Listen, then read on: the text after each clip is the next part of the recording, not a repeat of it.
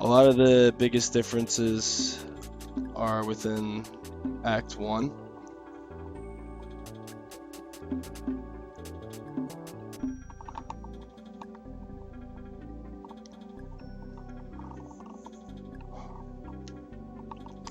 Yeah, and so I'm gonna get started. 3, 2, 1, and go. So the first thing that you'll notice that's different from an 80% run, if you've ever seen one, is I'm not going to be taking any damage here, and that's because I'm going to actually fight the Raptors, which is you know, it's pretty fun. It's quite Monka-esque.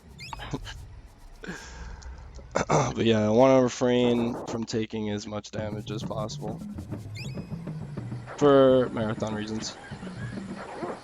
Ideally, you want to have really good RNG, but because these guys dodge so much, it's actually kind of difficult to get a really good fight. As if having to reset to bad Raptor times wasn't difficult enough in any percent. All bosses certainly takes the cake with RNG. This fight alone can actually make like different minutes and difference of time. But since you know, highly trained professionals here, should be alright.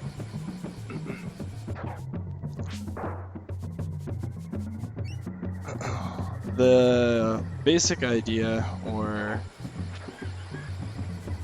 the strat you ultimately want to try to go for, is hitting these guys over to the left, because if you pin them to the right side, the bottom right bush, they're unable to actually re-enter through that bush, so they'll keep going towards the left, and you can kind of stun lock them. Hopefully get high hits.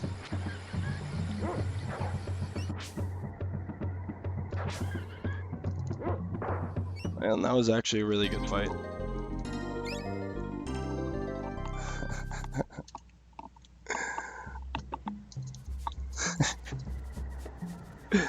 My dude Serpico.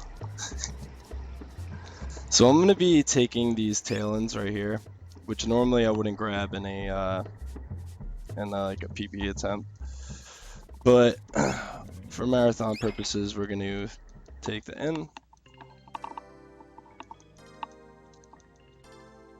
And we're gonna save.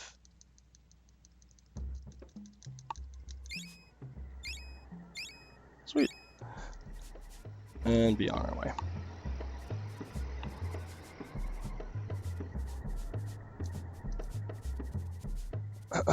So,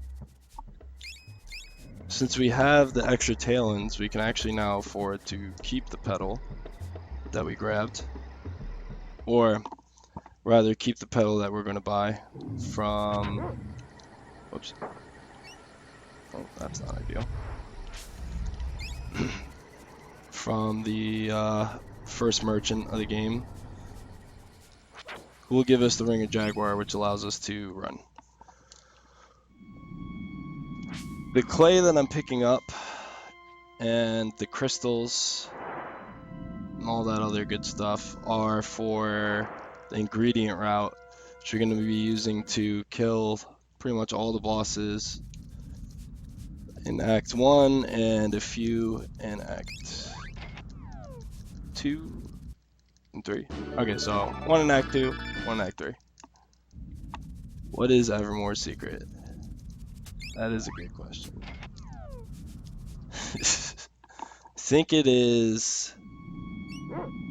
I don't know, it has something to do with addiction. The secret is that you can play this game like 2,000 times and not be sick of it. So there's some crystals that we're gonna grab here.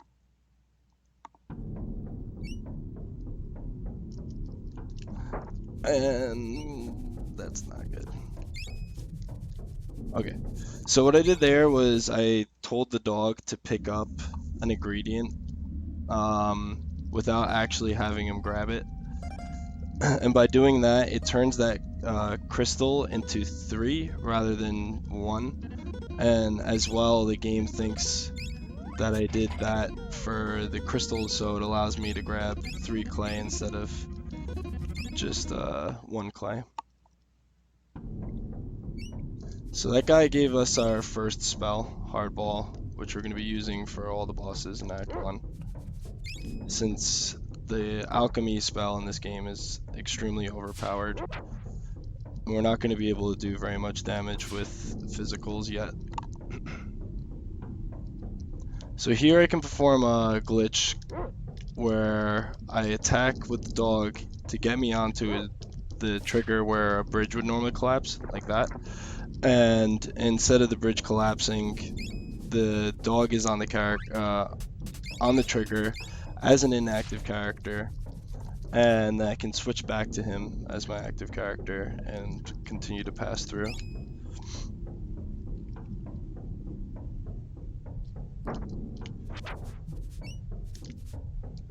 Not ideal. So I'm just grabbing some extra petals for safety purposes.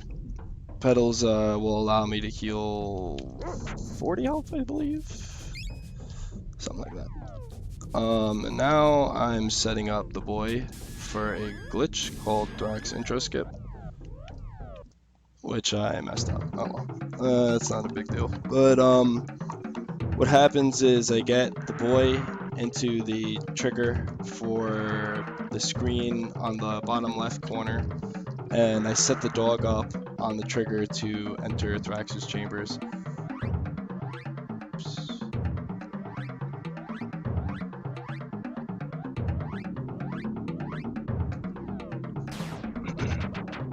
Which causes the game to... 5, 6, this works. Wow, I had some really high damage rolls. It causes the game to allow us to jump over the trigger, which initiates the kind of little cutscene with Thrax beating his chest and all the maggots dropping down.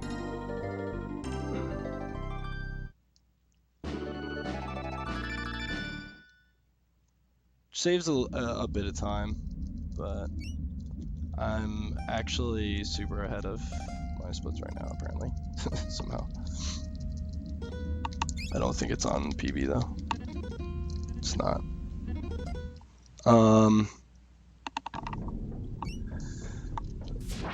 So he gives us like some wax, I believe, and some oils, but since we're doing all bosses, it's not super necessary.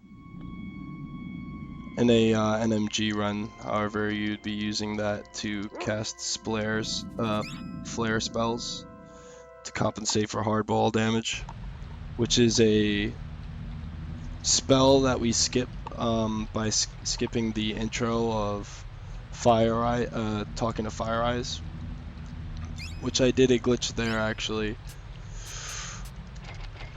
that I'll explain in 1 second. I need to stockpile on crystals, since he's the only guy that sells crystals in the upcoming few screens here. But by having the dog walk over a trigger, or the trigger of the guard, which you'll see here in a second, right here. And I did that by having the dog, putting a right input on the dog and then switching characters. So the dog will have the input to go right, and if you switch while you're doing that, he'll continue to keep going right if you're lucky, unless if he has something that he sniffs, or if he has an aggressive aggro, in which case he'll go towards the enemy. And what I just did there is I had the dog walk into the conversation or the trigger to start the conversation with the guard that I would have gotten earlier. And I made it made it possible for me to move around as the boy by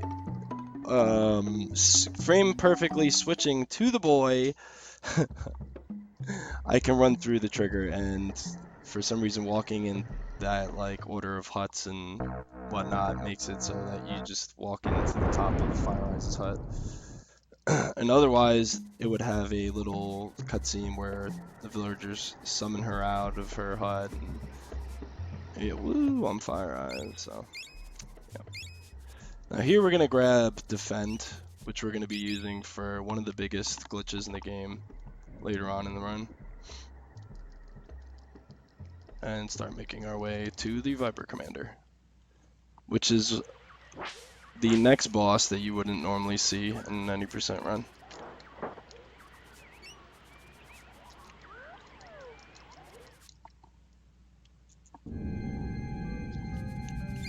So I'm gonna grab an extra clay here.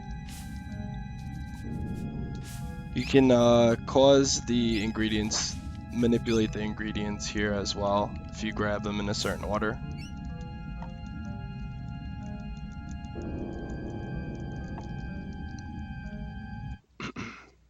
So we're just gonna run up with the boy. 1, 2, 3, 4, 5, 6, 7, and 8.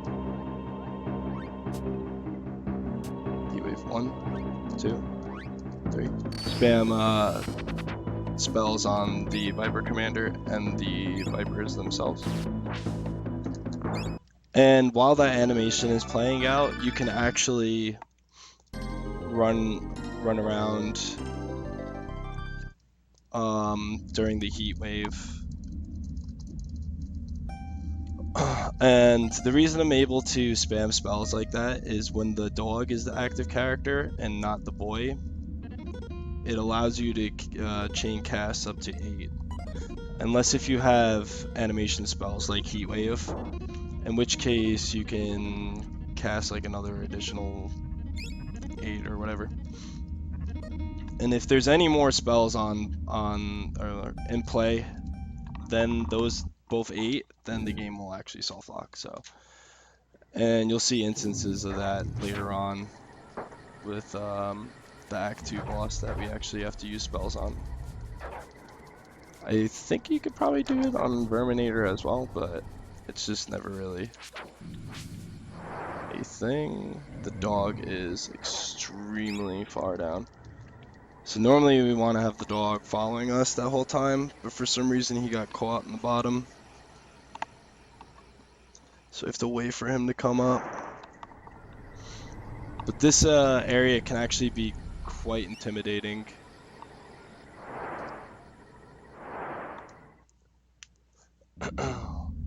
My splits actually are named Cobra Commander for Viper Commander. Not gonna lie. But yeah, those Raptors can hit very hard and they have a high dodge rate, just like earlier. So this area can actually be really intimidating, but got through it pretty clean. So this is our last chance to buy spells, or oh, whoops, I wanted to save. Our last chance to buy ingredients. So we're gonna do that and take the save. Now we're on our way to Salvag, who is also really intimidating in general, but possibly not as intimidating as making our way over there. It's a lot of things trying to kill you. So in this swamp section, where you got these frippos or hippopotamus frogs. They are very mean.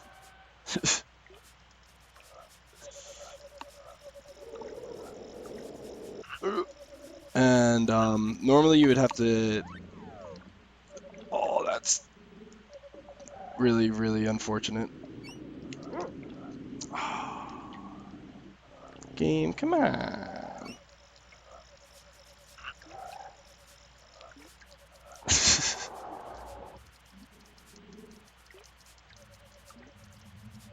As that wasn't too bad. That was actually really good.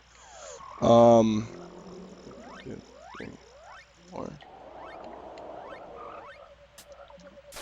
So normally you would have to go all over the swamp and actually, you know, like physically attack that guy. But since we can just use a bunch of spells to kill him from there, it's much faster. You want to use, you can actually kill him in 3 hard balls, but you want to use 4 because there's a chance he'll survive. And what happens is he gets knocked back and you can't hit him anymore.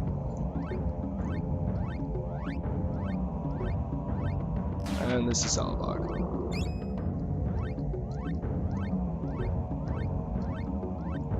He's a giant snake. And he has an extremely large amount of health.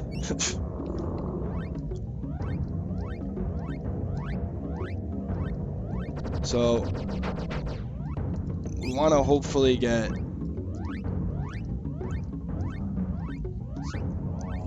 as many 3 casts, or as many 2 casts of times 8 as possible.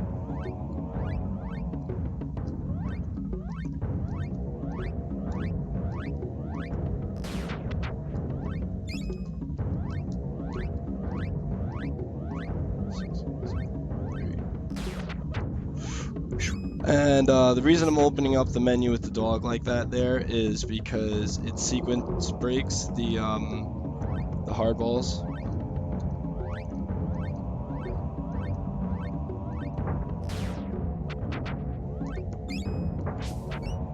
Okay, so I'm gonna miss a turn, but that's fine.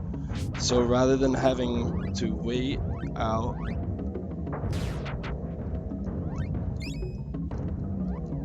the hard balls damaging him, we can actually just skip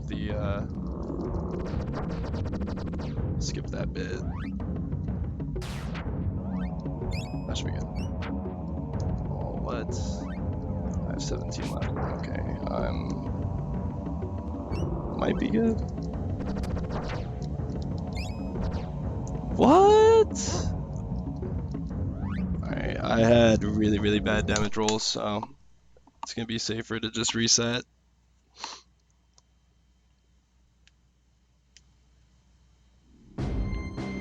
Unfortunately.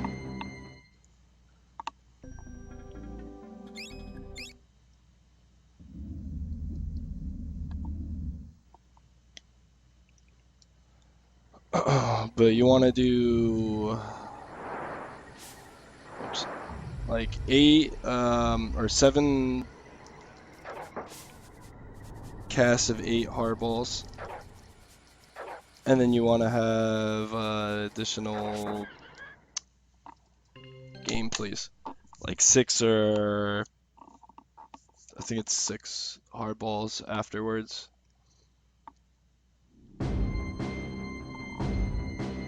The Magmar should only take about 8 times 2, 17, 16. And then 3 heat wave. Or no.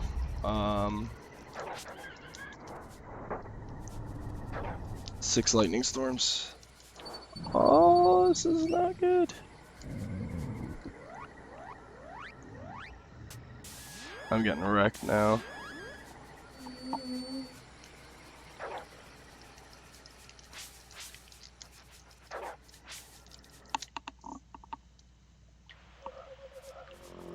So I've actually never seen Salabog survive that, like get such low damage rolls on Salabog before, but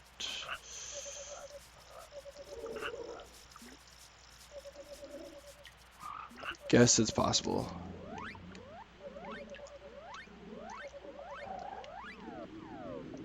but the chances have to be really, really, really rare, so.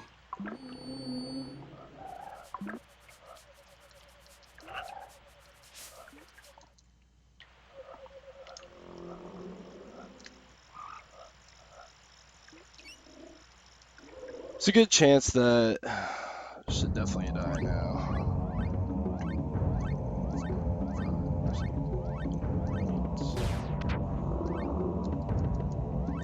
2, 3, 4, 5, 6, 7, 8. One can only hope.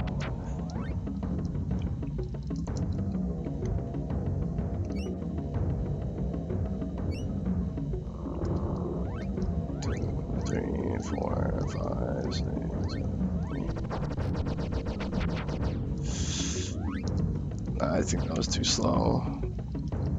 Dog getting hit while you're trying to multicast as well.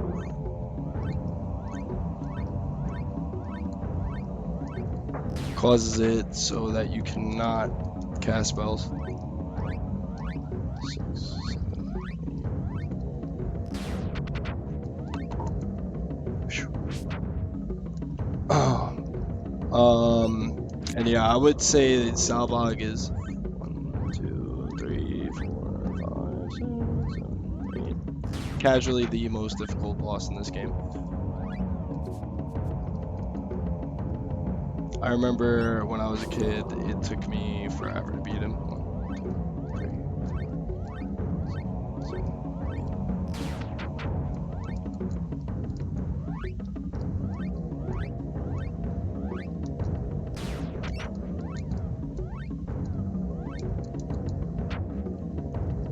Oh, I might have just messed myself up.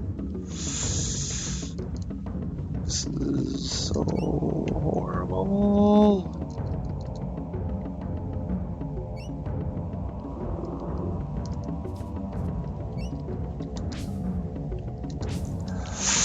Ah, dude. This is not good. I'm botching this fight really, really badly. I think I'm dead. Ah, dang it. Can you only launch a certain amount of horribles? Yeah, you're only supposed to be able to do 2 normally.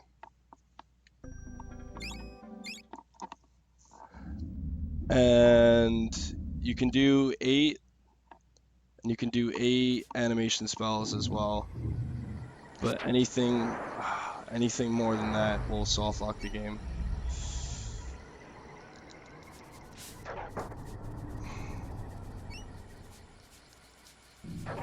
This is really, really unfortunate.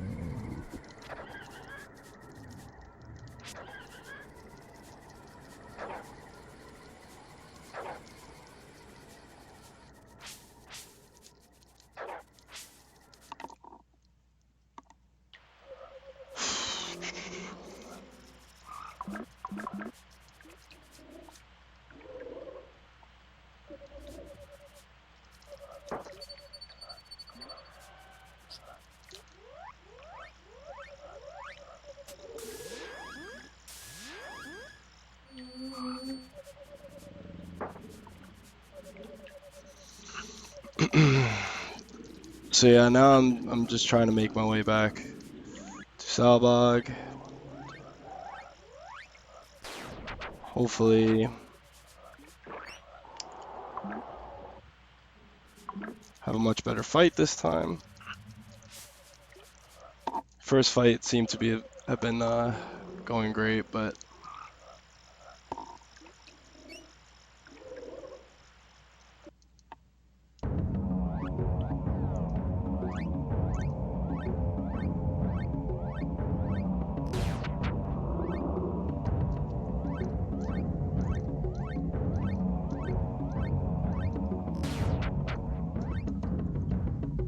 damage rolls are so low.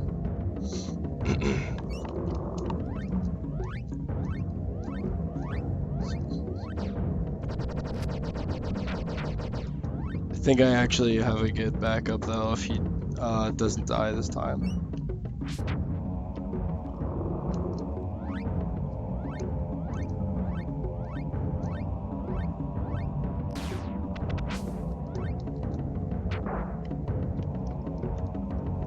should be able to.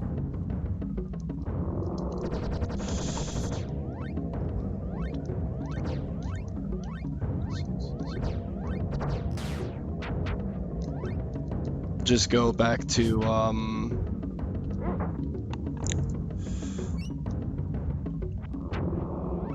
the acid rain guy and buy more crystals,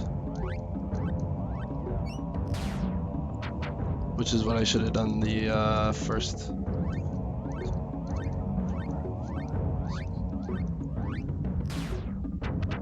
Time. I just really wasn't prepared for it, but hopefully this should work anyways.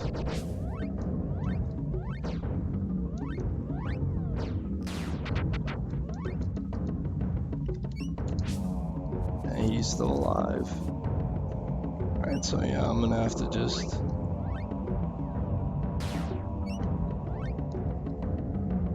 what? Risk it. No way, dude. Oh, this is so unfortunate.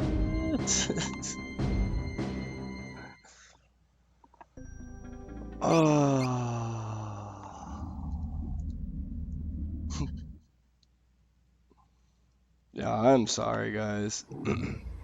This is pretty embarrassing, actually.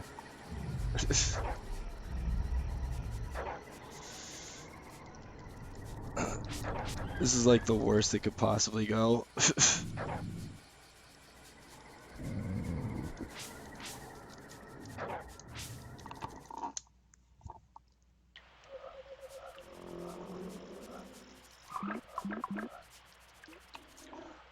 Oh.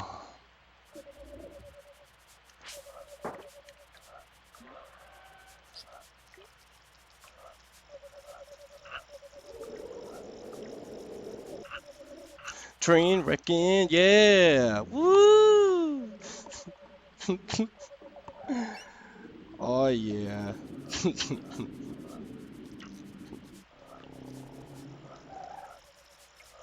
I'm loving it. Alright, so we're gonna kill some guys with some spells and stuff. Why? He's not even on the screen!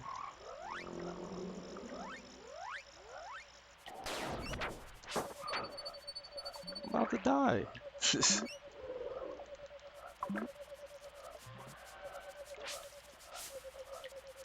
Alright, this is alright.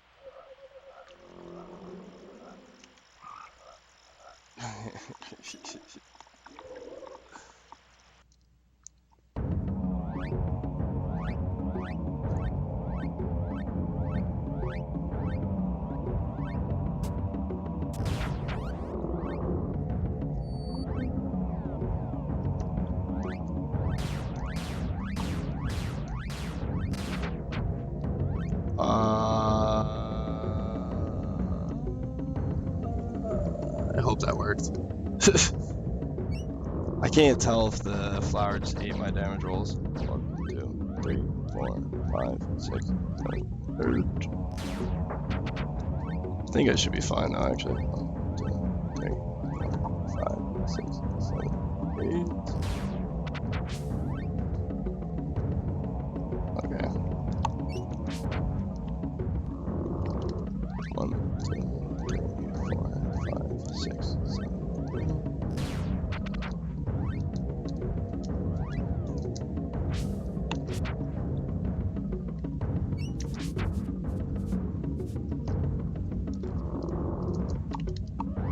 Two, 3, 4, 5, 6, 7, 8.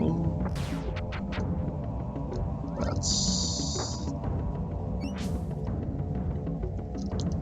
Wisp's messing me up. 1, 2, 3, 4, 5, 6, 7, 8. So yeah, if he doesn't die, I'm going to take a trip back to the acid rain dude and get more ingredients. Which will definitely be faster than trying to fight him anymore. And he died! Woo! Woo! I did it! Alright.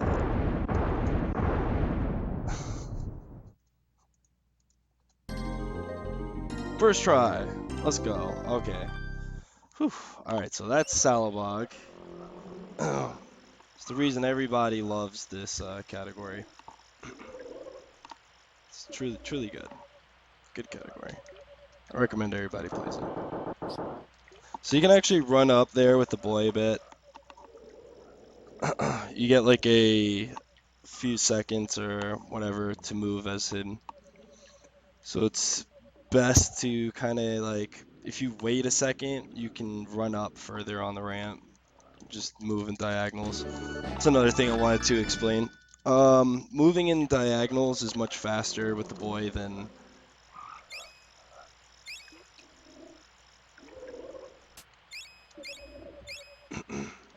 much faster than moving like straight up or down. As well as moving on verticals with the dog is much quicker. But it's actually fastest to move right or left with the boy. And the spear also is the fastest weapon in the game. It gives us like more mobility, so we try to use the spear as often as possible.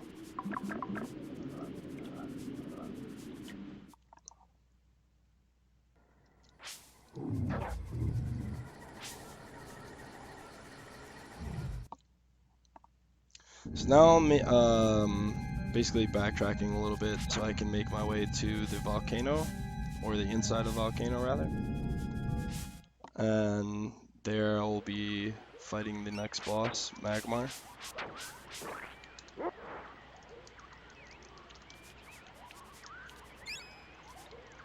There's a little trick here where we can get the dog to basically squeeze into...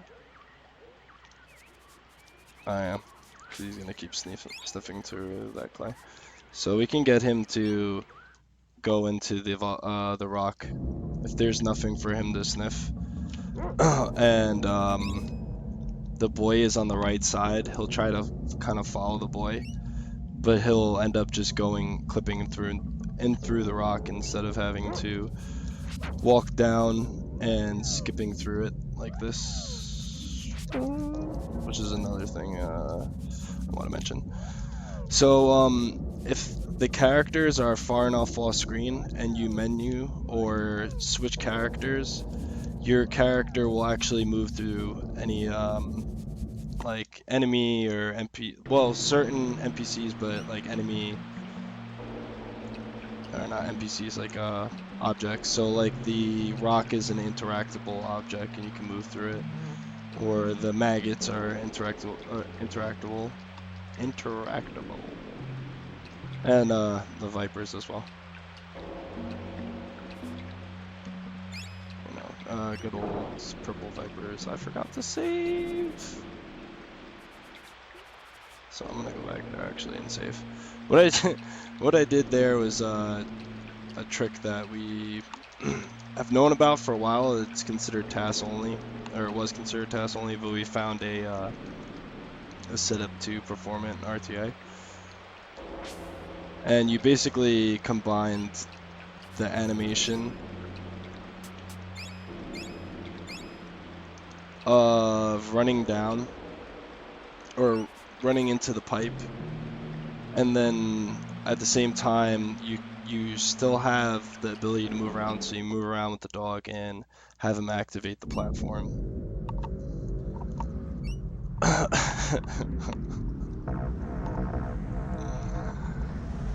Alright, and then this is Magmar. So this would be technically the third boss in a any percent run. And he is also the last boss of Act 1, so...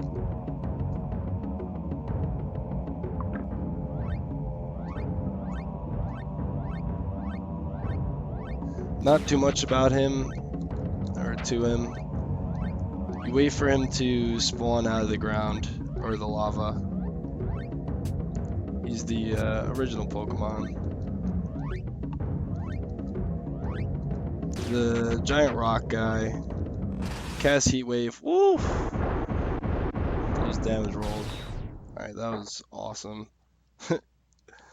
And you want to basically chain Lightning Storm as it's your highest animation spell with hardball damage to kill him as quickly as possible. So that was pretty good, actually.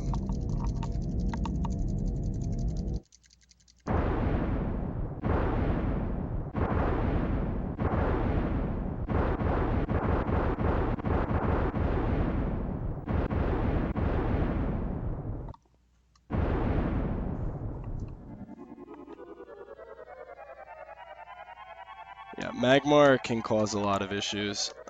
He has the ability to Heat Wave you, which will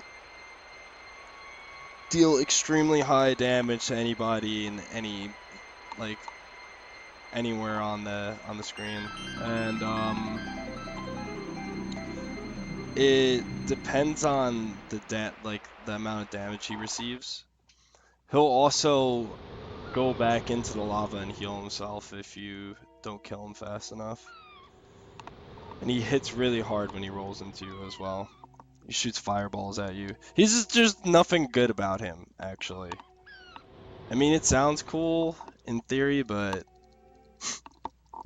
when you're getting fireballed and having heat stroke and dying from being rolled into by a giant boulder monster, you know, it's just never fun.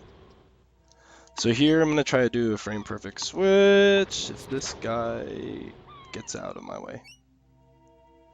So by switching characters right on the door, if I can manage to do, okay, it'll bring the dog into the screen, which is useful because we're going to be skipping over a massive trigger here. Oh my god, this RNG is the worst! Why is this happening right now? Okay, he was, phew. Alright, so the boy can go all types of ways. Going up left is the worst because he'll land on that ledge, or walk onto that ledge, and essentially you want him to just go straight or upright. But what will happen is he's gonna land on the ledge and you're probably gonna get bad subpixels and he's gonna fall into the ditch. And we want to skip that ditch because falling into it initiates a cutscene with Blimp. And we want to get into Nobilia as fast as humanly possible because we're now on a market timer and we're going to use this time to set up a super huge glitch, which allows us to basically wreck things. But anyways, so what's going on in the desert here is the desert is like one giant screen. It's really strange how it works actually.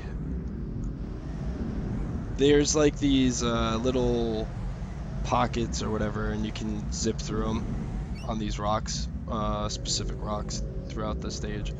And because how the desert's built, it kind of like overlaps itself and repeats itself infinitely, or just a lot. And by going into the rock, you know, you just zip across the desert because it's logic. Secret of Evermore, you know, that's the secret. It's just nothing makes sense in this game. So now we're gonna fall into the ditch because we actually need Blimp's help right now. He's very thankful for us defeating Salbog. He's even got his head on his wall, so.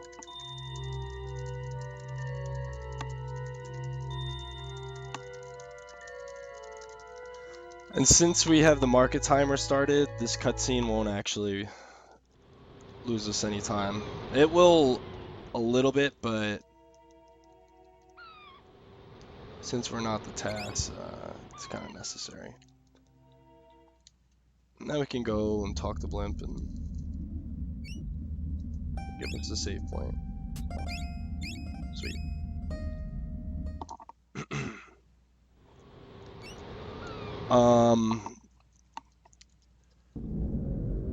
And here we're going to be using the market timer to do the Atlas glitch. So what's going on with Atlas glitch is we want to get poisoned, because what poison does is it rolls back your stats. And by having poison, the pixie dust that we bought earlier upon entering Nobilia, a status element by this monk who wants to give us... Oh, well, not risking that. He will cast a status element, either Confound or Plague. Optimally, we want him to Confound us, because it just makes you move backwards, and Plague deals a lot of damage. So it can be a little bit sketchy when he plagues, but it'll work with either or. Okay, game. Timer's 15 minutes. Unfortunately, there's no known way to skip through it yet.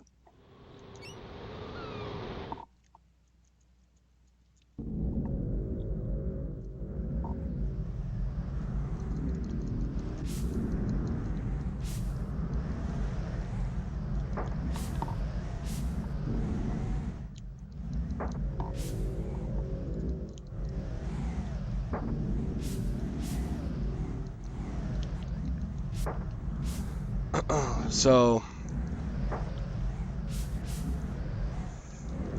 with Atlas and Defend casted while the stats are rolling back, it causes the stats to roll back to an extremely high value. And when the game has too many status elements activated all at once, and you die and revive yourself with the pixie dust, it makes it so that all your stats are basically saved when you're revived. So we got Plague, so it's good.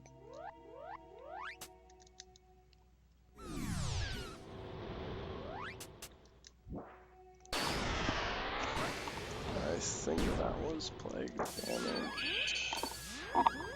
Alright, so hopefully that's it. We're gonna check our stats, make sure. And we are good. So now my stats are really high.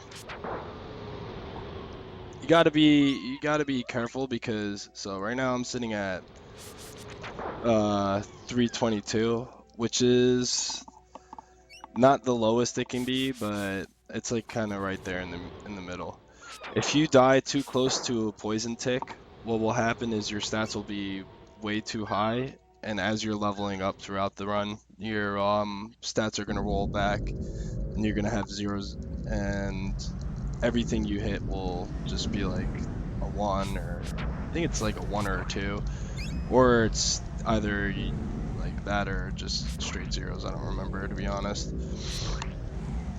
So you don't want that to happen. But now we're extremely powerful, and pretty much nothing can hit us other than spells. So at the moment, you still got some time left, and you want to buy back an Amulet of Annihilation, as well as some ingredients for the next... Oh, it's not the next. There's 2 bosses upcoming. One at the end of Act 2, and one kind of middle, I guess, of Act 3. The middle or the start of Act 3.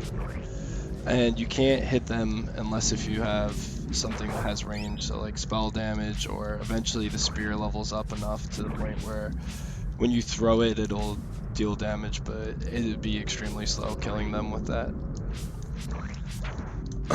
So for having really high stats, the only time that I won't hit 999 damage is if I either have a crit or a miss. So obviously you don't want to have any crits, I don't want to have any misses. Crits can be kind of okay sometimes, but they can hit anywhere from 1 to like 9998. I'm not sure if in theory you could crit with a 9999 or whatever, but it might be possible. I don't really know the science behind the actual ROM itself.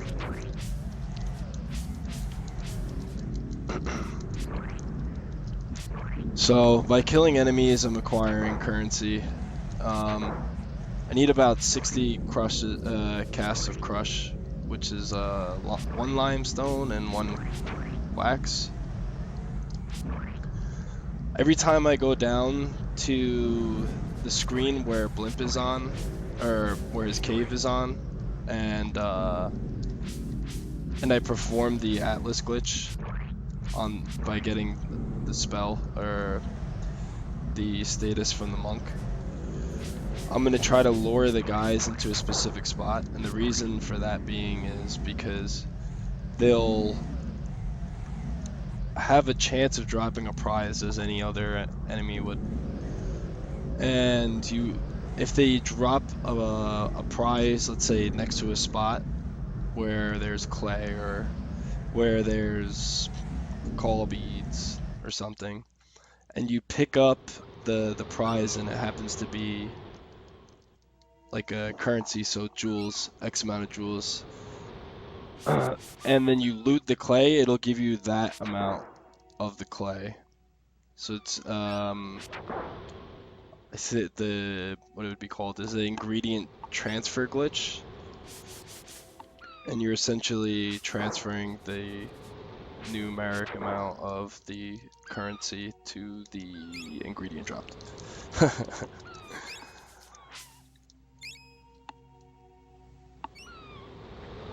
You can also perform a little manipulation here by just picking things up in a certain order. So we do that so we have a few less casts or purchases rather. Oops. Alright, so I'm a little bit short on cash for. Wow. So he picked this. So he dropped the jewels there. If he had dropped the jewels next to one of the wax or the limestone, I would have gotten 75 limestone. 75 of whichever it was I grabbed.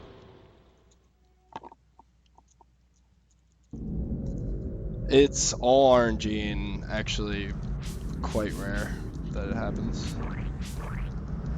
I think it happened to me in my first marathon run ever, though. But it could be wrong. Oh, more jewels. So jewels are actually nice because I'm not really farming for levels right now, but I do need jewels. I should probably be good now though. You need about 200, I think. Or maybe a little bit less. And we got the extra level. The only way to gain I guess it's hit percent chance is if you level up. That's it. This is if you level up. So there's pretty much nothing is gonna change my chance to cause damage. And I could buy the Jade Disc as well,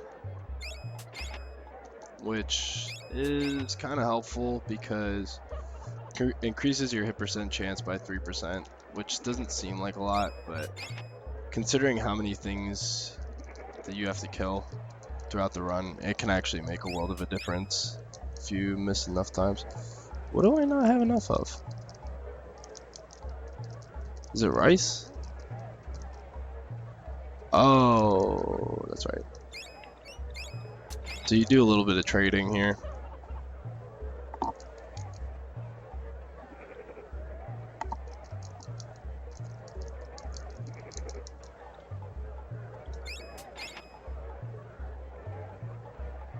Shoutouts to Meta Sigma.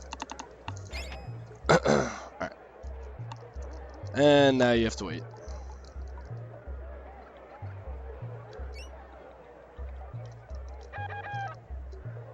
And for the fans, I will taunt the chickens.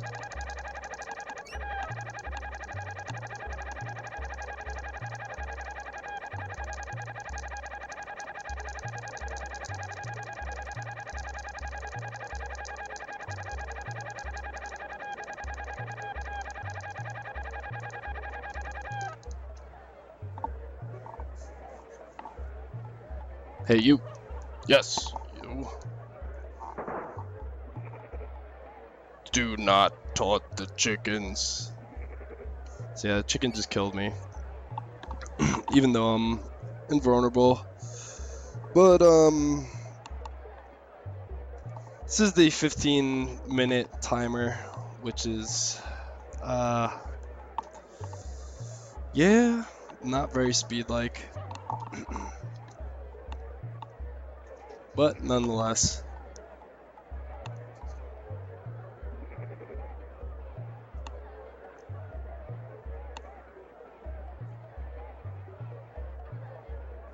Oh, pretty chill though.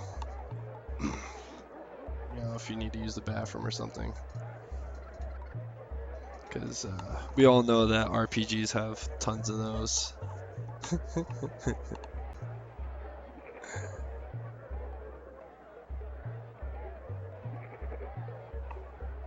How about the goats? Oh yeah, true. Taunt the goats if you want, but leave the chickens alone.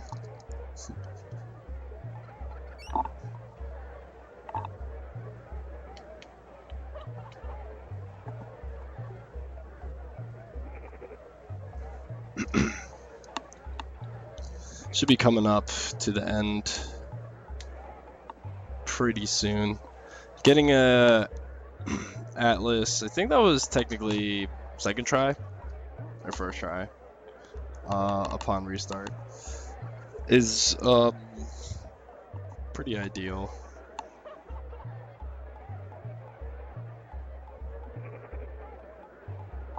Gives you the most window to run around and level up as much as possible.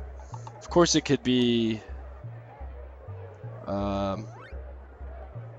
a little bit, you know, wary due to your attack stats, but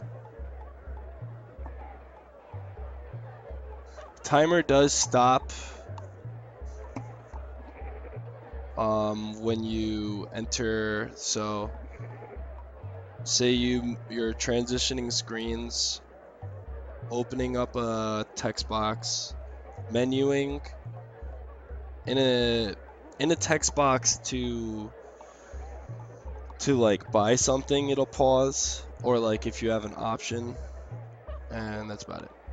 So you want to try to avoid going between screens as much as possible, being out of menu time. 15-minute timer started.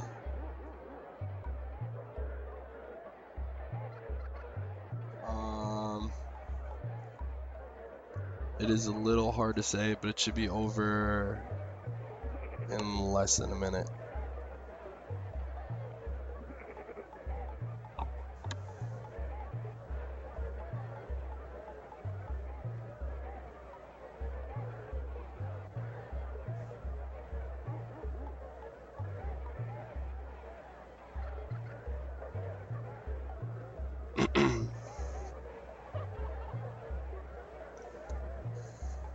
There is theories on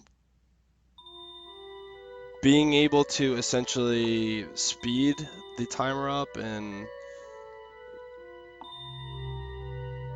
maybe not so much theories, but there's been experiences where it seems like the timer has been sped up a bit, or where the timer reset. Like one of the runners in the community, or one of the oldest runners even in the community, Voltus, had it so that the timer actually completely reset itself without loading a new save.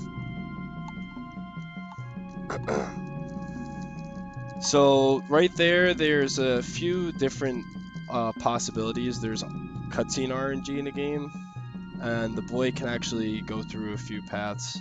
You can either go all the way down and over, or you can go straight right and then over, or you can enter from the very top screen, which causes the screen to scroll down a little bit, and then move right, which would be the second slowest option. Obviously, you want him to just go straight up.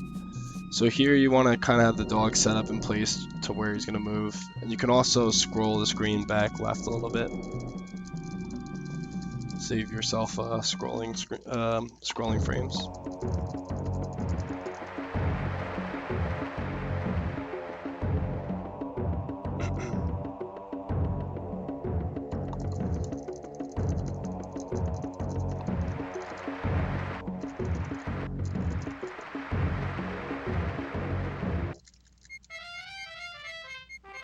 So this is Vigor.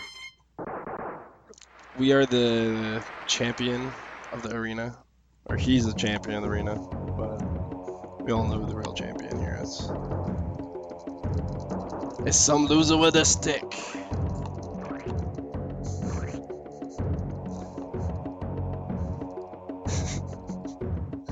That's my favorite line in the game. So he's really, really tough. He flexes a lot. He's got big arms. We defeat him by running all the way in the back, hitting him twice, and he did. The game can actually soft lock there if you attack him and he's moving around and you kill him while he's moving around. There's like bad subpixels which causes the game to have a crazy sound. Like the sound glitches out and all that good stuff. Typical Evermore moment. So we defeat him. We're the new champions of the world.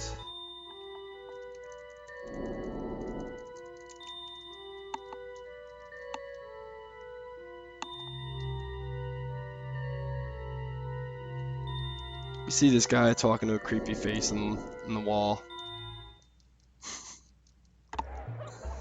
Now we're back on our way. So we're gonna start making our way over to the runes and the pyramids, which are probably the most fun part of the run. We got a spear, so we're gonna use that because we move fast. So unlike reverse desert skip, which I was doing earlier, which is a little bit more finicky than skipping across the desert, going to Nobilia, you have to, or you can hold the dog up top, and if the dog is all the way up top and you switch to the dog at a certain level, like around that rock, and run up, it clips. I don't know, I'm not really sure exactly what happens, but it works the same way. I think it's because the dog gets sent through whatever the trigger is in that rock and moves in the opposite direction. I don't know, some crazy wizard Super Nintendo science going on there. So yeah, we're gonna pick those roots up. We actually don't really need to because we're not playing any percent, but it makes you move faster. Every time you pick up an ingredient from the ground, your energy is completely refreshed. So we want to just set the dog up right there by the door.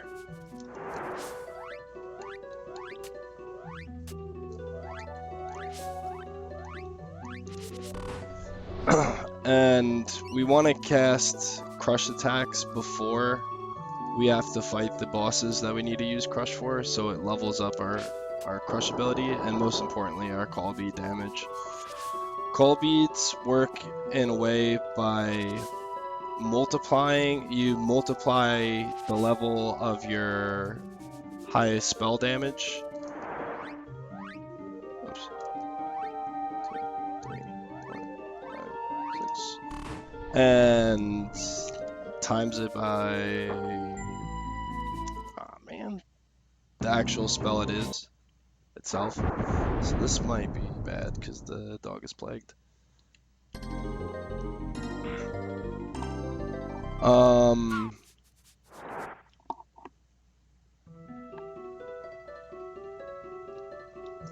And doing so in an area where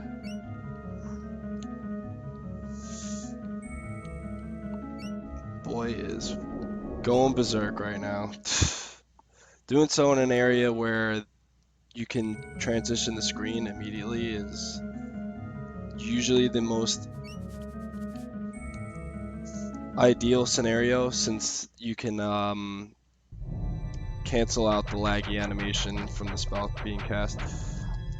Right there, what I was trying to do is leash the dog over so that he could walk over the platform or the switch there that I need to activate to open up the next doorway. But we keep the boy on aggressive for purposes like this skip here that we would normally do, but since the dog is dead, it wouldn't really work. And it kind of causes AI to go berserk. What I probably should have done there is just use the pedal to lock him in place, but it's not that big of a deal.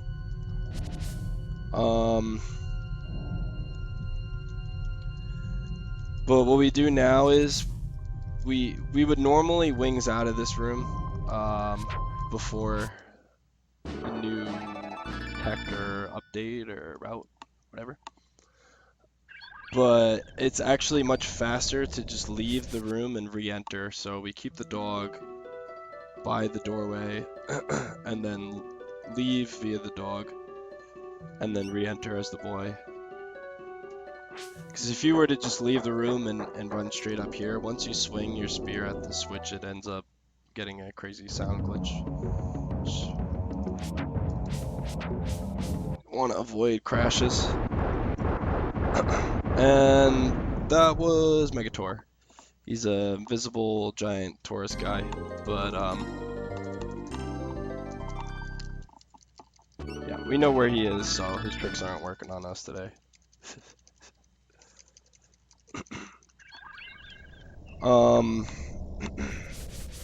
Yeah, and so now we're gonna make our way to the pyramids, which can be pretty intimidating.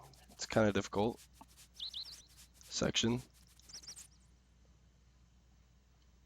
Oh my goodness, and I ran into the super scary bridge. Alright, so this is like the one thing I really didn't want to do. And that's fall into the ditch where I'm introduced to Horus. It's gonna give me a super duper long cutscene that I do not want to go through. But yeah, what can you do? Oh, Fire Eyes, Elizabeth, you know her too. Yes, Fire Eyes, perfect. I actually don't know the dialogue, it's been so long. Alright, thanks. Yeah. Where are you, Majordius? Let's go. Goo. Alright.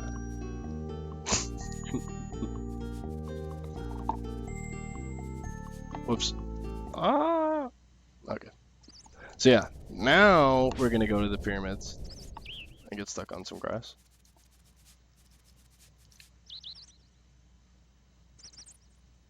And just, fall in the ditch again. Avoid falling into some pits. Thanks, sounds like a good idea, man. I should have thought of that myself. I guess. But no, I'm glad that you mentioned it, because maybe I'll actually do it this time. Oh, look, that was really difficult. Just kidding.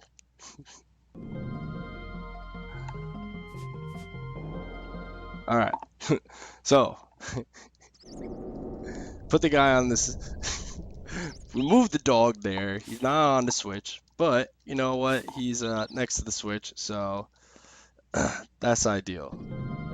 We like that.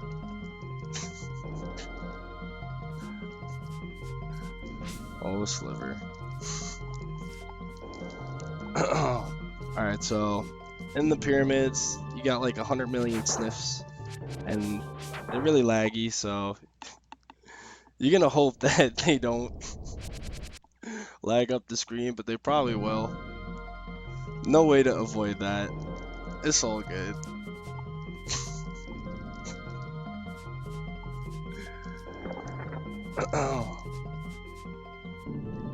Running through some enemy. I need some water. Alright.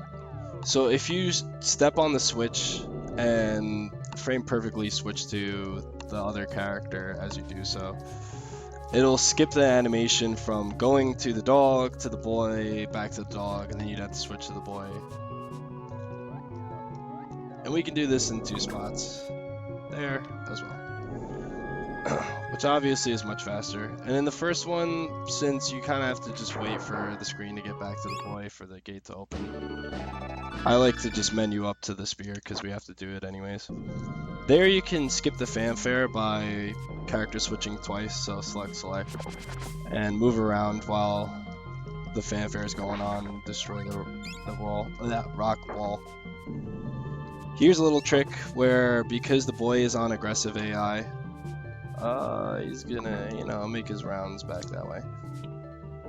Since the boy is on aggressive AI, we can have him leash across the bridge without the bridge collapsing. Which I think it saves 3 seconds each if you get them both first try. Oh yeah, dropping prizes. I love it. I love the bits.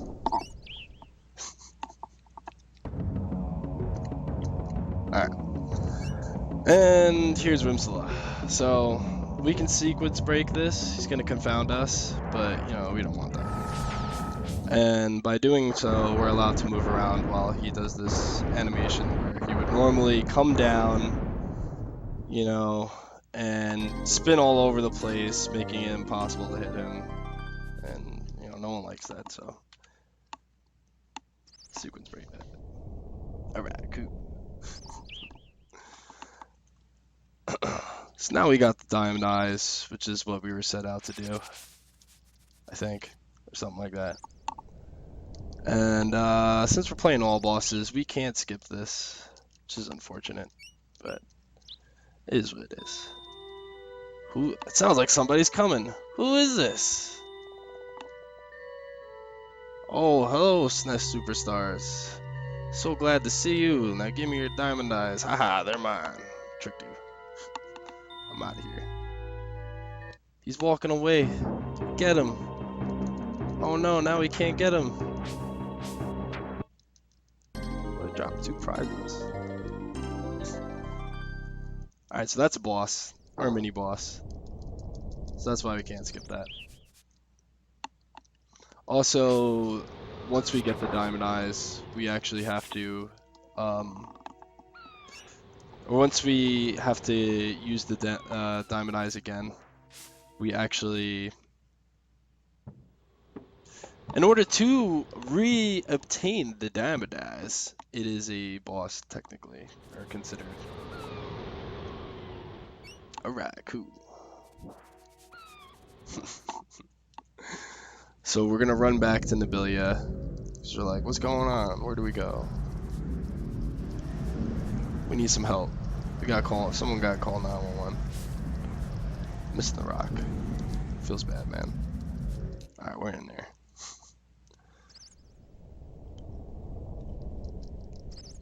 It's so quiet here. What could be happening? In the marketplace. There's like 5 people. I think we're a little late. Aha, I got this. Look at me and my fancy diamond eyes. I wonder where he could have got those. And let the menacing begin. Alright, cool. So this is Aegis. He's a man of many faces. But yeah, he did. Too powerful for him.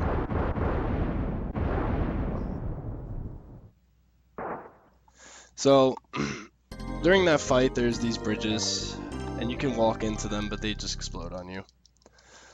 But if you wait until you have the fanfare and then walk into the bridge with the dog, then it allows you to move while that text box is open. And we do this because the dog's animation to walk around is much slower than the boy's. So we want to place him as high up to the exit of the screen as possible. It saves us about 2 seconds from him having to walk all the way to the top and the end of the cutscene.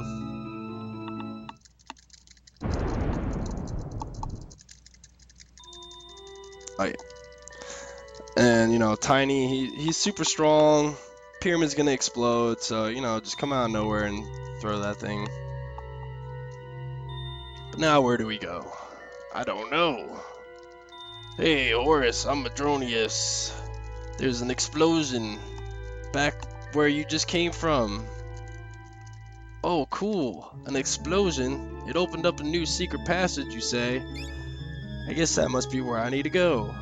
Alright, thanks, Horus. Let's go. The dog that's already left me. Oh, splitting is hard.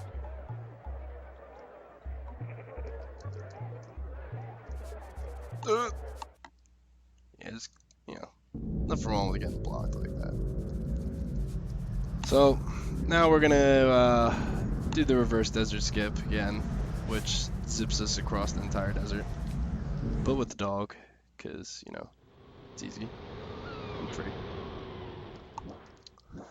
And we gotta basically traverse our way back to where the ruins and the pyramids were.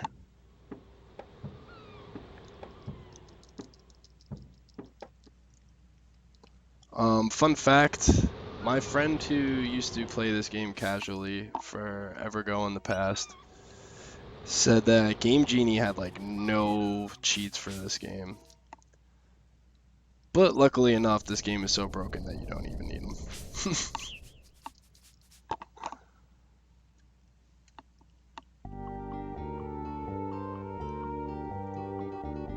So now we're gonna fall into the ditch because it's actually faster. It positions us better to move around. Instead of having to run all the way up top and crossing the plank to get on that side, it puts us just right there. And we're gonna make our way to Aqua's lair, which is like a giant maze of sorts. You have these teleporting platforms, and both the boy and the dog need to be on them whenever you hit one. So you want to try to position the dog as close to the platform as possible, and not hit any of the wrong ones as well. And the dog is plagued. What is this? What is this madness? So you never want plague to happen ever, because whenever something's plagued, that means it's gonna keep taking damage until it dies. And this is Aqua. He's really mean. 1, 2, 3, 4, 5, 6, 7. You can only do 7 casts because he'll do stuff like that, Lightning Storm. And if he does that and you do 8, that's 9 spells. 1, 2,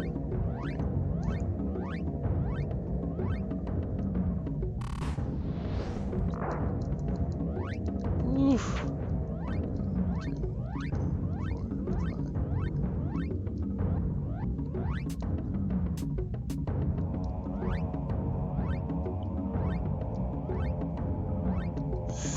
And whenever there's more than 8 animation spells going on at once, it kills them. Or it's crashes the game.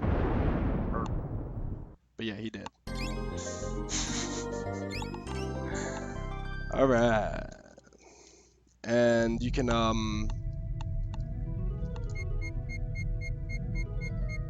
actually technically kill him. Well, So, in like a world record attempt or something, what you would do is only buy 50 crush. But there's always the chance that he can survive even with the what do you do? So we do 7 casts of crush 3 times, and then the 6 flares. And then he can still survive that because he's rude. But yeah. Cthulhu dead. I don't want to kill him. I want to be able to skip him, actually. He's like the worst. Every time he casts, he can cast a spell every single turn too, so. And it loses like 8 seconds or something every time he casts a spell. So, not ideal. And we need our Amulet Annihilation so we can buy a ticket from that guy. And if you didn't buy one earlier, you can actually buy one in this village, town thing. But you have to run all over the place, and it's no fun. You know. There's normally a little cutscene where everybody gathers up to listen about the freak show, but you can actually just completely avoid that by walking around the trigger and talking to the guys back, you know.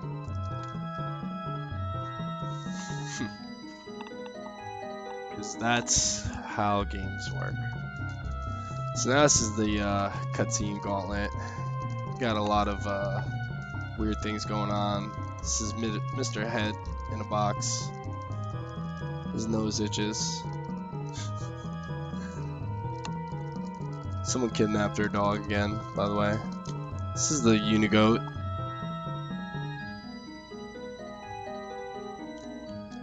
I don't know what to say about him, actually. Not much. Unicorn goat. And then the almighty Mongola. So terrible. But he escaped. So you gotta keep your eye out. He might be around any corner. Make sure you watch your back.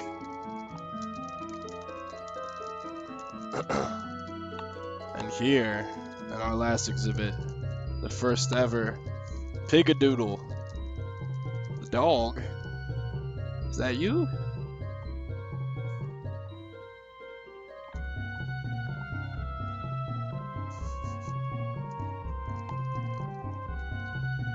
Maybe it would have been better to turn a pig into a dog.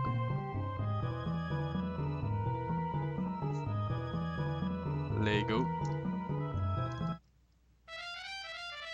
The pig race is about to begin. They're off! But what is this? Truffle Trouble. Leading the pack. Wait, a new entry is tearing up the track. Look at that pig go. Man, it would have convinced me too. Some serious graphics after all. We have a new winner. Aw, sweet. We get to go talk to the queen.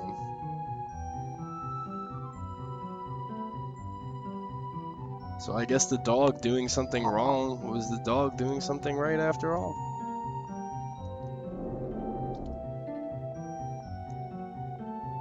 Alright, dog, you stay here. I'm gonna go do the talking. Can never get into can never end up getting into too much trouble. So normally there's a giant cutscene there. And it's actually more than just a giant cutscene. The dog gets lost. He is like gonna get cooked into some soup or something, and you have to run around some air ducts to get him back. Crashes the banquet. And then you get sent to the prison. So we do things kind of out of sequence here. And that's why the boy is running around now without any energy bar or health or anything. Dog is technically always in play, just like he was in the blimp squib. So basically on every single screen the dog is present, whether he is or isn't, present technically speaking. And this is foot height. So, you know, dog. Oh, we missed. So this is like one of the worst misses you could actually get. The strat there, you want to run up behind him and attack upwards, which will stun lock him and keep him in place, and you can just keep hitting him. You'll be set up perfectly to leave the door. Like that.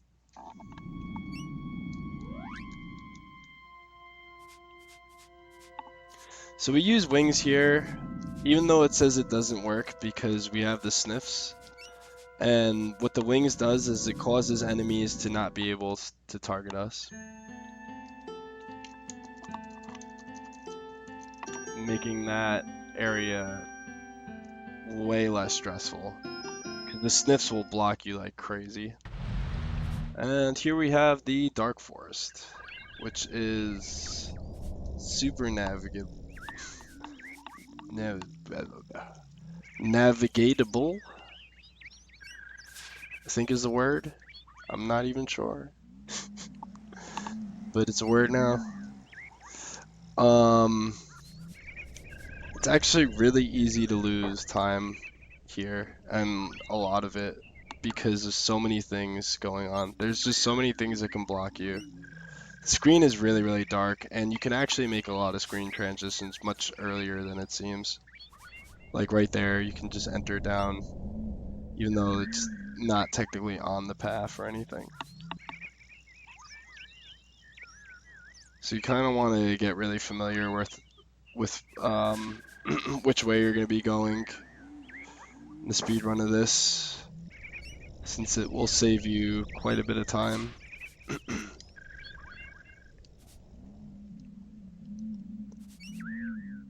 Other than that, not too much to this section.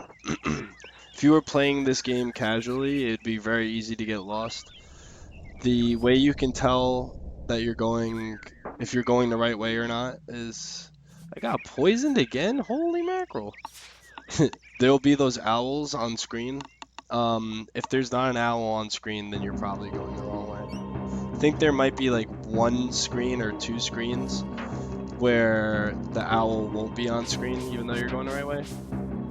But yeah. So this is a Dark Link of Evermore. It's pretty basic, but he has a tendency to dodge a lot. And he did. So he gives us the sword. We don't want the sword because the sword is slow. So we're going to switch back to the spear.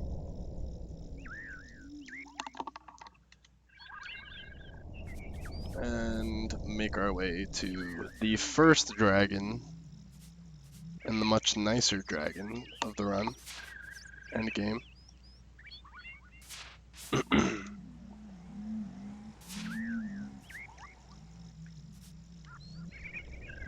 These, the next few sections or screens of the run can actually be quite frustrating.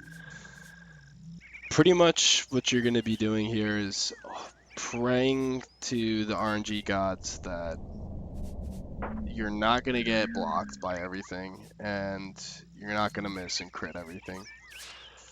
Because the time will start to add up real fast. So he can give us a few patterns. He can go all the way far right, and you can just hit him straight down. Or... you know, you can kind of sit there in the corner, which isn't too bad, or be all the way up left. You don't want him to be all the way up left because it causes, you know, you have to run all the way to him and stuff. Really only one good pattern though. Other than that, it's kind of whatever. Now we're in the sewers, which is a very, very frustrating section. Pretty much everything here will block you. These rats love to get in the way. If you don't kind of wiggle back and forth a lot, there's a big chance that they'll get stuck and start to like jerk all over the place and not really go anywhere, and you have to kill them because you can't pass through them. These things also, as you see, you'll miss a billion times, and it's pretty frustrating. And then you'll miss a billion times, and then they'll drop a prize, and it'll block you. So you have to wait for the pickup to, or the animation, or whatever you want to call it, the image of the item being grabbed to disappear. Prize, whatever. Same thing. This screen can be really, really evil. Because you got Raptors and Robotron 5000 from the future. And they have an extremely high evasion rate. So if you miss the Raptors, they'll start running all over the screen. Causes some issues. But that actually couldn't have gone better. Now, the most peaceful music in the game. I definitely recommend anybody and everybody to listen to the OST in this game. It's super good. It's all orchestrated by Jeremy Soule, who's known for doing like the Elder Scrolls soundtracks. This was his first piece, I believe, ever. So this is Verminator.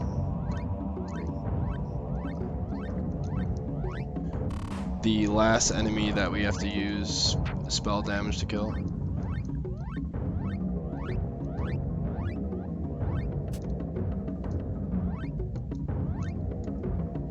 He should be dead.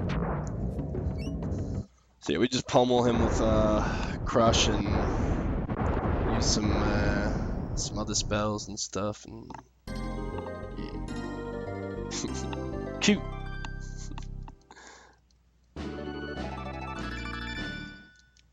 Alright. So now he's dead. Now we make our way to... Oh, whoops. Oh. Imagine not pressing the right buttons. Well, I guess I'm gonna skip that as well.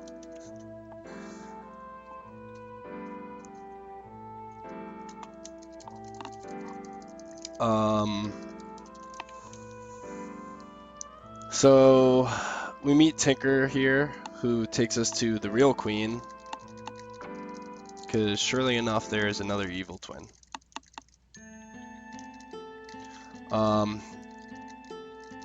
And your boy Tinker, he be tinkering with stuff. He's pretty smart, so it's gonna definitely help us out later on. And then, oh, Queen Bulgaria, or whatever her name is, something like that.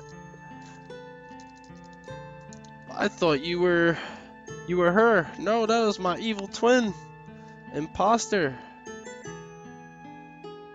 And this is the real keep. It's looking raggedy. Some. Oh yeah, she stole my castle. So now I got this castle. Here, take my call beads. I'll help you out. Thank you. Please call me Camellia. Will do. Oh, look at those windows. There's nothing wrong could ever happen here. Ah. Alright. So those last two guys there can actually drop a prize, and if you pick the prize up like immediately after killing them, then you can skip that last text box. So there you can get some bad cutscene RNG. The dog wanted to give me the bad cutscene RNG so bad, but he was like, you know what, I won't do it today. And he can walk all the way around, or he can just walk straight down. Hello, prototype, this time. Hi. So now he's telling me how he's gonna help me get back to Podunk because he's a mastermind. And he's gonna show me his amazing telescope. So, you know, the Queen's having some discussions. And, you know, oh look, I can see her now. But what is this? I can actually hear her conversation as well. That's some telescope.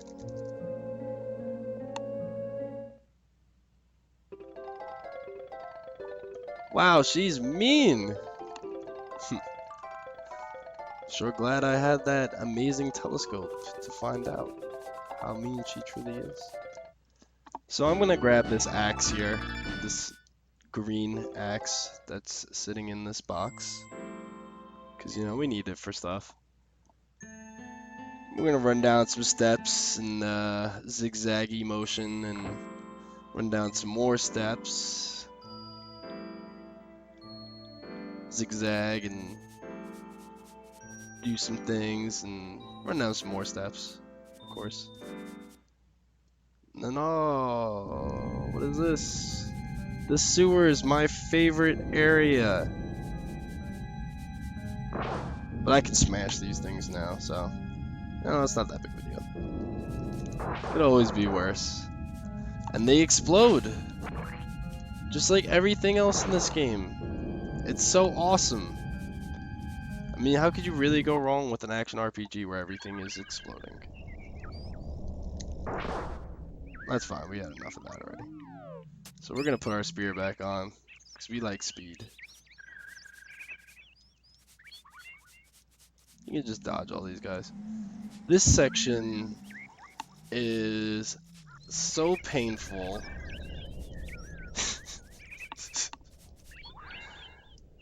So painful. So you want to hope the dog doesn't get hit anywhere, like he's getting hit there.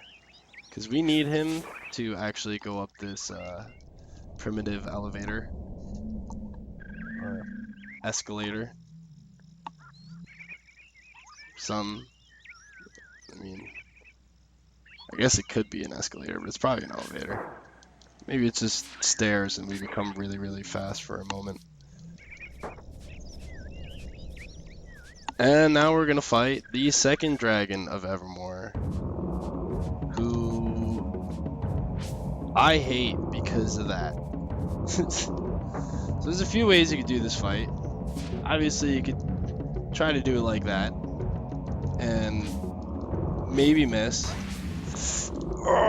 And you know, and then he'll throw you to the ground, and you gotta run back up, and it's, you know, it's not fun.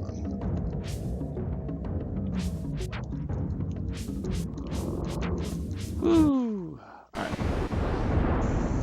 So, that's what you want to happen. But you don't want to get grabbed. It's not ideal.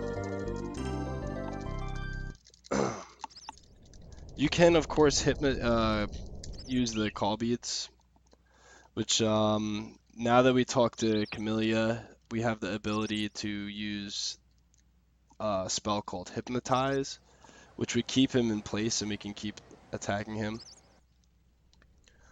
For the most part, if you don't miss, you'll be good to just straight up attack him. It's a little bit faster, but that's what it is.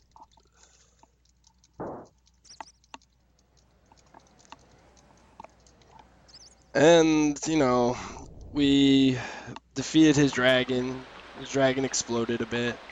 So, since we know Tinker and his name is Gomi, you know, they're brothers. So, he gives me a ride on his dragon. So now we're back at the other castle. There's a funny glitch actually where I don't know how to get it to work. I think I've seen it like twice, and a buddy of mine, Green Ambler, had it happen before where the fireball will go and hit Gomi and Gomi's dead. And you're sitting there talking to him, but he's not actually there. I don't know why that happens, but it's kind of funny.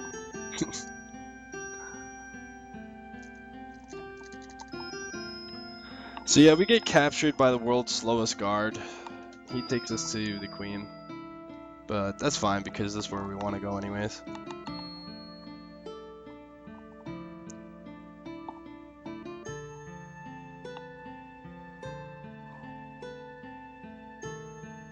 I use magic voodoo powers actually.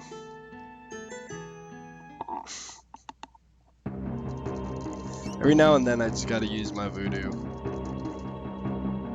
I think it takes voodoo magic to actually speedrun this game as much as I do though. So these guys can give you a bunch of patterns. Ideally you want them both to come completely completely straight. Second batch of guys actually gave me really good RNG.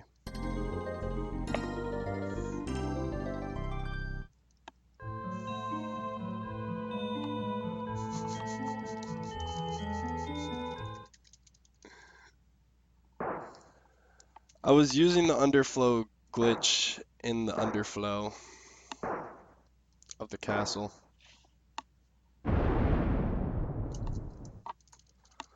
So, in this part right here, you have probably the worst possible RNG, or cutscene RNG that you can get.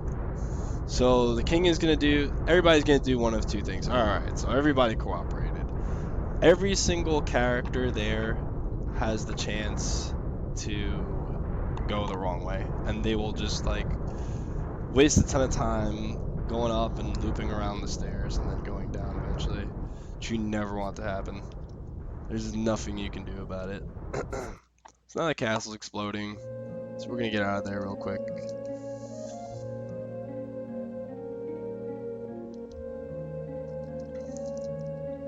Gotta do some quick navigating back to the other castle.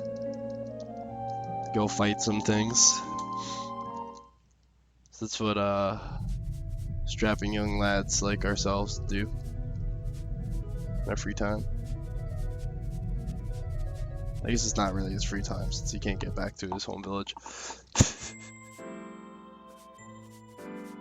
So yeah, fun fact, the rats can plague you here, but they didn't, which is great because that would be absolutely horrible. You want to have the dog alive for the next few upcoming bits.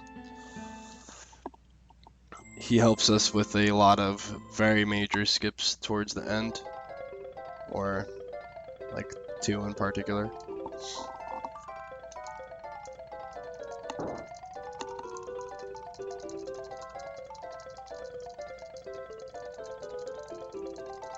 Or maybe it's just 1. Is it 1? Why can't I remember? Oh no, it would be 2. Yeah. I guess it would be 1 if you're doing any percent. Boy has phenomenal stamina. He actually never sits down or takes naps. He just keeps running. Except for Act 1. Act 1, you know, he got plenty of rest there, so.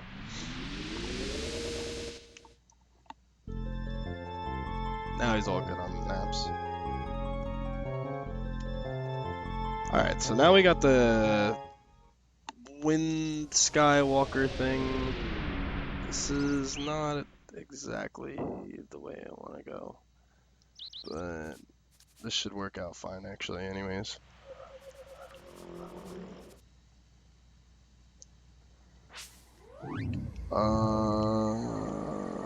Yeah. So what I want to do now is get all the parts back for the other amazing invention that he's going to create.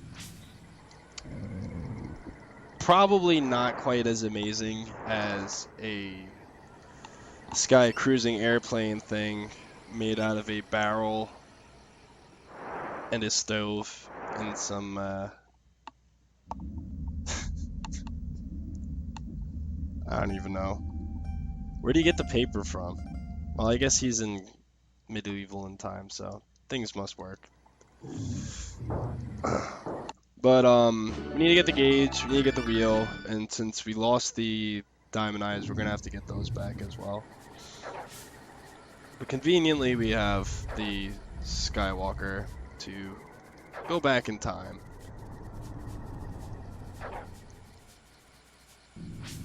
Where we'll reacquire the items.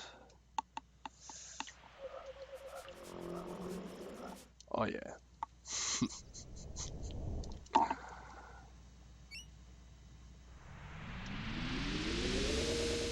The dog just changes because the dog is super hip with the times. so you know, it's only appropriate that he changes with them accordingly.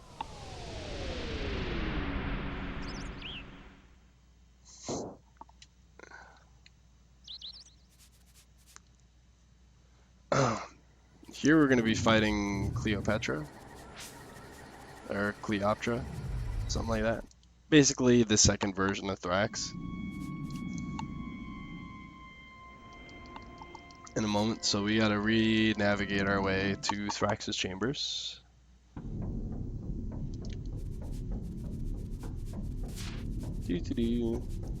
Much easier now since we don't have to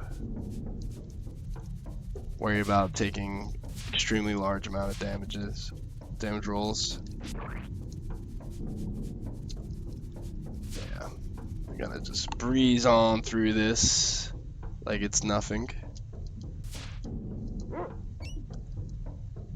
The BBM skip still comes quite in handy.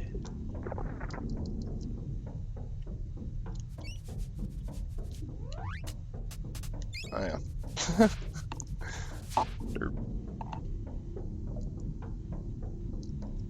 He is a wolf. He's very feral. Act 1 dog is amazing, actually. Gets us through some hard times. Alright. He may or may not have a life jacket on because he's from like the 80s or something. I don't know, 60s. It's from back when it was cool. So yeah, this is the second version of Thrax. There is a specific spot to stand in. I believe it's specific anyways. And it won't fling you back every time, I think. But I'm not... Can't seem to do it right now, unfortunately. Oh, there we go. But that's still fine. And we killed the arms.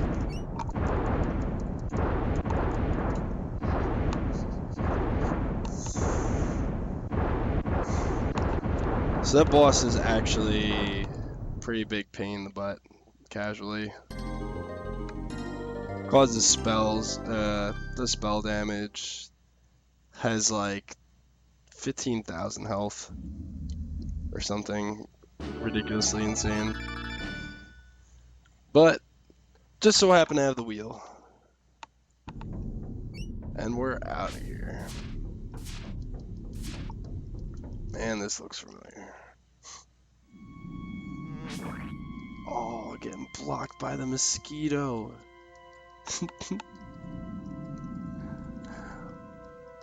Wait, yes.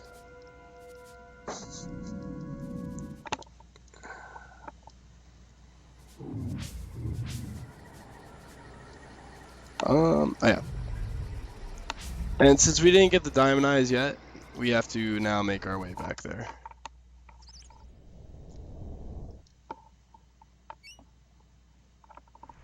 Normally, you'd probably do the diamond eyes first, and then return and come kill Cleopatra. But doing things, that's not where I want to go. A little bit out of order, unfortunately. Getting lost. Yeah, gonna land into these mountains here. And now we're back in Act 2.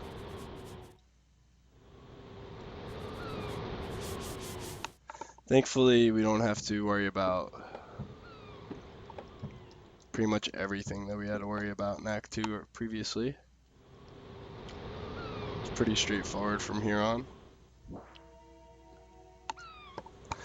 We have to go to Tiny's lair, and from there we will get the diamond eyes back and then return to Tinker.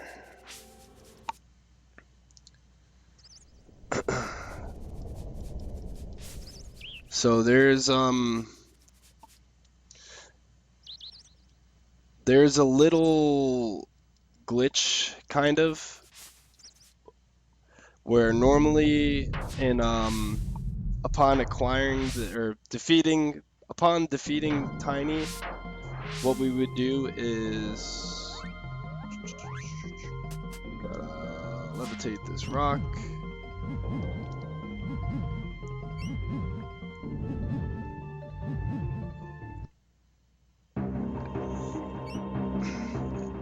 So upon defeating him, we would have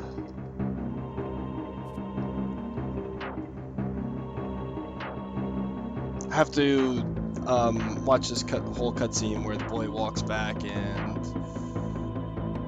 yeah, it just takes a while. So, but we can skip that by using a wings like immediately after. So we're gonna hopefully get that window.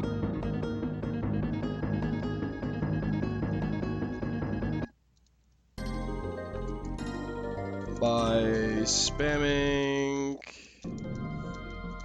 item button. There we go. So we can just skip the whole animation of leaving and wing out. And here we are, back in front of the pyramids. Which allows us to just make our way back.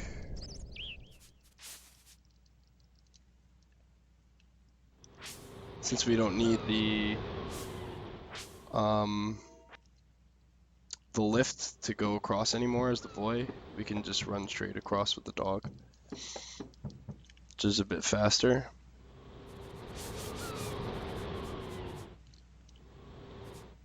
Whoops. Oh, not exactly how you want to enter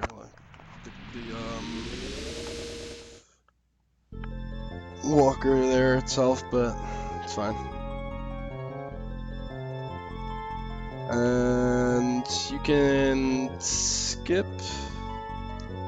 Oh, I missed the spot, but let me just find where I am.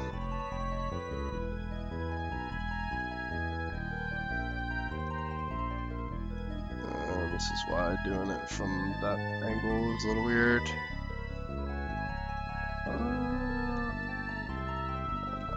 I don't know where I am anymore. Oh, I can't really do it. But you can skip the animation of landing the Skywalker or Windwalker.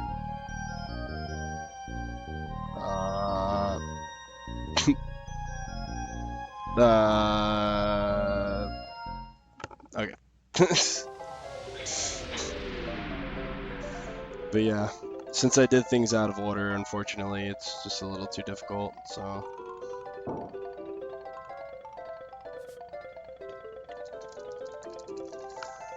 I would usually just use visual cues.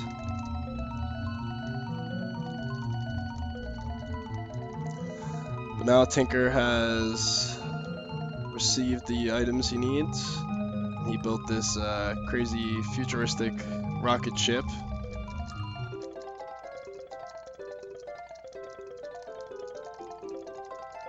So that's going to allow us to make our way to Act 4.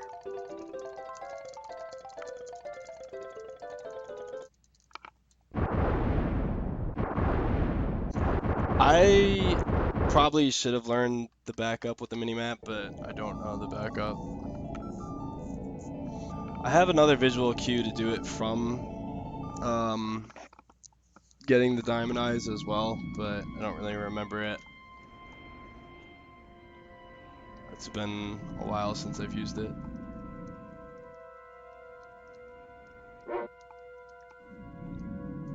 Yeah, I'm gonna go a bit over estimate because of my unfortunate events with Salabog earlier.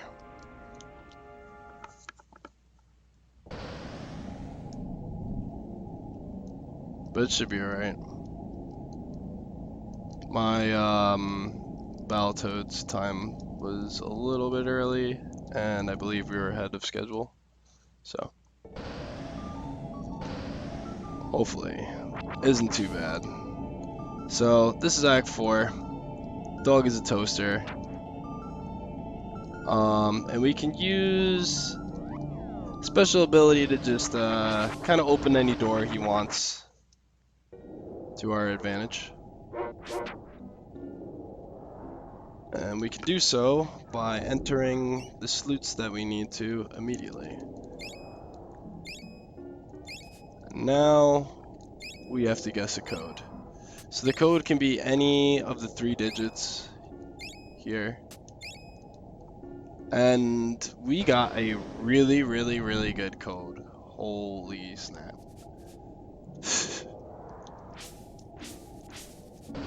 So that is actually extremely lucky.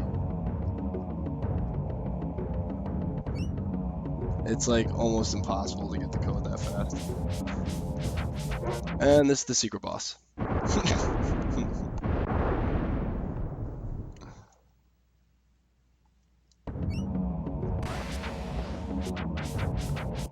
So, secret boss is actually like the face from earlier in Act 2. But he totally gets wrecked. And he doesn't have very, not too much things of use for us. He's got particle bombs and some currency.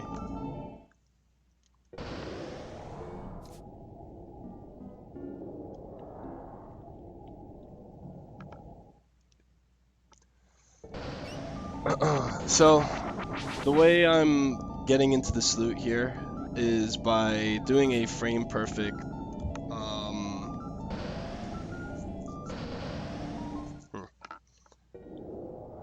that has happened to me before, but it's not very common, is by doing a frame perfect attack or action. So I use the B button to attack or to initiate a conversation with somebody, and if you put him over the entrance to a doorway and you do a frame perfect, so it's every other frame, kind of like hovering in A Link to the Past, it'll initiate it even though you shouldn't normally be able to have access to it. That was discovered by a Tasser like in the 90s or something, like very, very long time ago. It allows us to basically skip through all of Act 4. So this is the final boss rush here, and since the toaster dog is so fast and infinitely fast, we can actually rush through. Normally you would have to wait for these bombs that shoot out at you. You would have to like attack them upwards and blow up all the fans because they push you back to actually destroy them. But since the toaster dog is so fast, we can just run him up all the way into the right hand corner, and the boy will run up to him and catch up.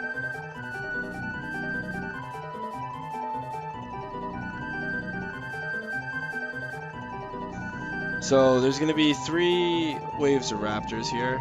Missing here can be really bad. It's kind of the last spot of like big RNG they're on. The next coming up wave of enemies, which is going to be dark Rimzillas or like metal Rimzillas.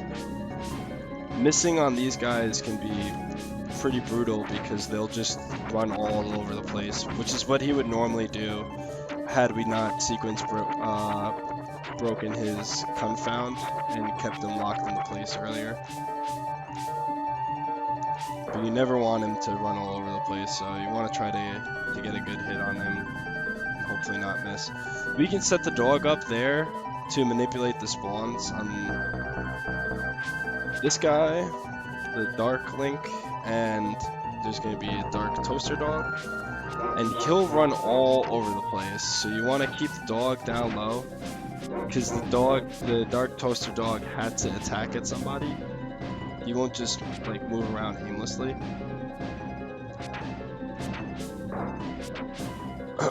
So it keeps him kind of locked into place there. We have to kill the final robot there And by killing the spider, it reduces lag. So the reason I'm keeping the toaster dog in the bottom right corner as well is to reduce lag. And this is the final boss right here, Carltron's robot. And ideally we want to get him as far left as possible because it'll reduce the explosions on the left side, which, you know, just to try to reduce as much lag as possible. And that's game. He did! He can jump, he can miss, evade your hit, it all loses time, so never ideal. Alright, and that's Secret Evermore. Basically what happens is we start making our way back to Evermore, and everything begins to explode like a Michael Bay movie.